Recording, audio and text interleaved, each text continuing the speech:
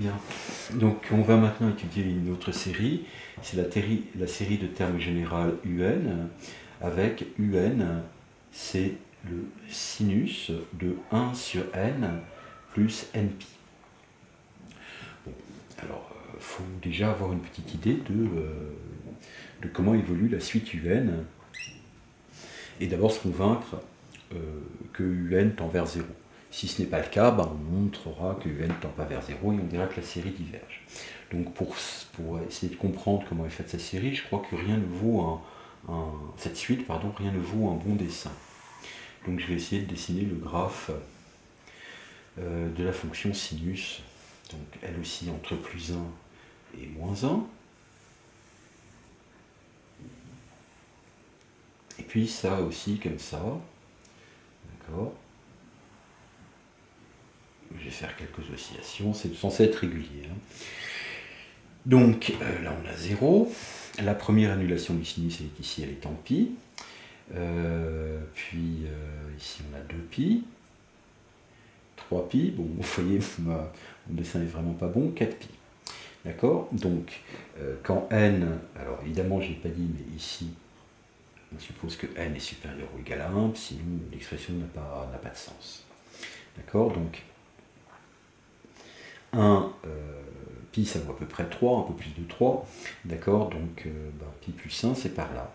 Donc on a ici, on a U1. Enfin on a 1 plus pi. Ensuite, le terme suivant, ça serait 2pi plus 1 demi, donc on est un peu plus près de cet endroit-là. Plus 3pi plus 1 tiers, donc on est encore plus près. Okay. Et puis là, on est encore plus près, on n'est plus qu'à un quart. D'accord. Et puis, vous voyez, le point avance tout le temps, là. 1 sur n plus npi, ça part à l'infini, mais ça se rapproche de pi, des multiples entiers de pi par valeur positive. Donc ça me permet de dire évidemment que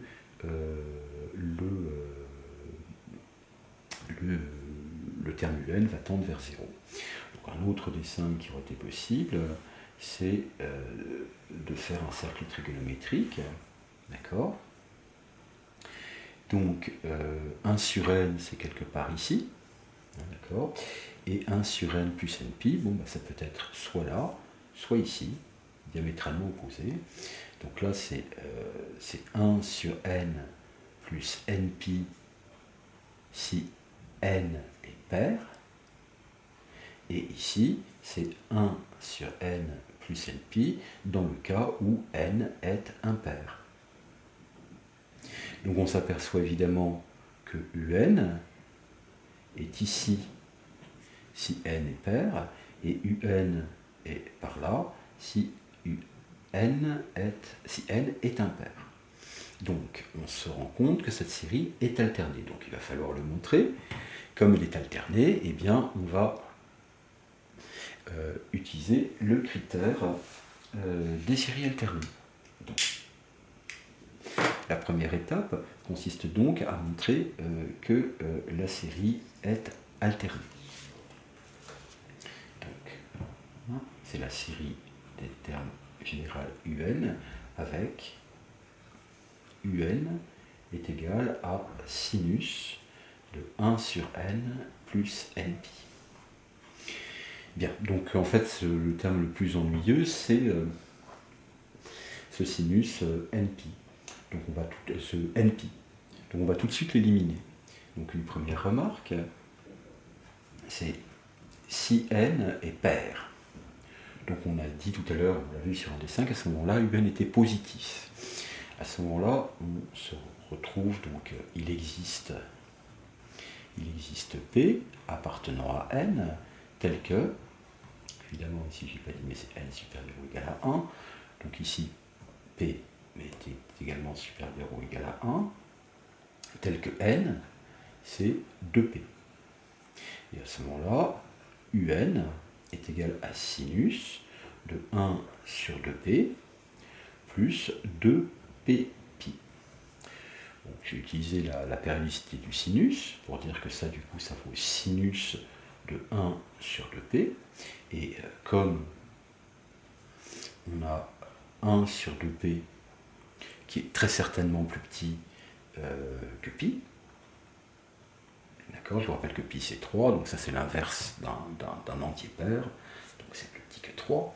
D'accord, et bien on obtient sinus de 1 sur 2pi qui est positif ou nul. Donc, quand n est pair, un est positif ou nul. Et puis, si n est impair, eh bien, il existe p, alors cette fois-ci p peut être nul, tel que n est égal à 2p plus 1. D'accord? Vous voyez, ici, p ne peut pas être nul, parce que si p vaut 0, n vaudrait 0, ce qui a été exclu. Par contre, ici, p peut être nul, puisque si p vaut 0, n vaut 1. D'accord? Et à ce moment-là, on a un qui est égal à sinus de 1 sur n plus 2p pi plus pi, et ça vaut moins sinus de 1 sur n. Donc pour les mêmes raisons que tout à l'heure, c'est négatif. Donc la série, le terme général un est alterné.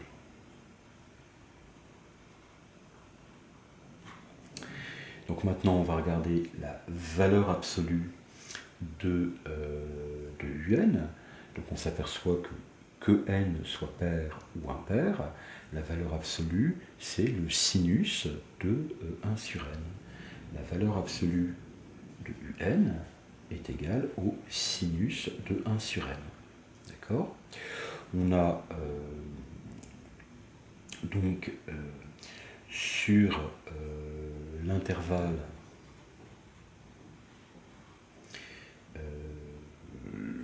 0 pi sur 2, la fonction sinus est croissante.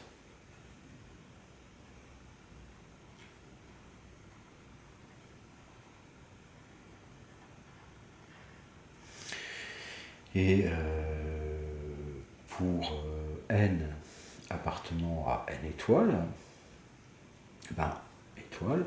on a n plus 1 qui est supérieur à n et qui est évidemment supérieur à 0.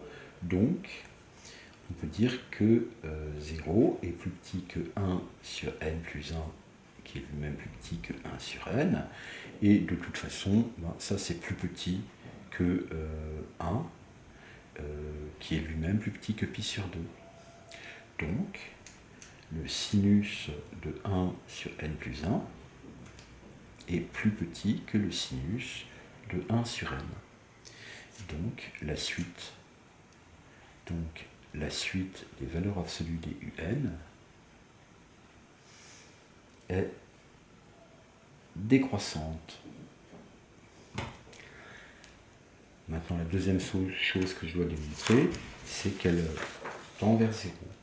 Donc, on a tout le temps valeur absolue des un qui est égale à sinus des 1 sur n.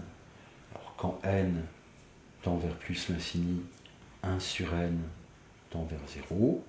Et quand t tend vers 0, sinus de t tend vers 0. Donc, par composition,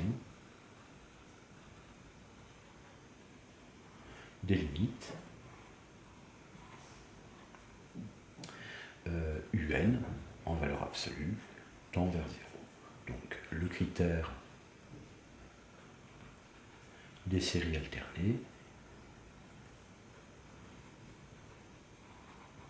donne que la série des un est convergente.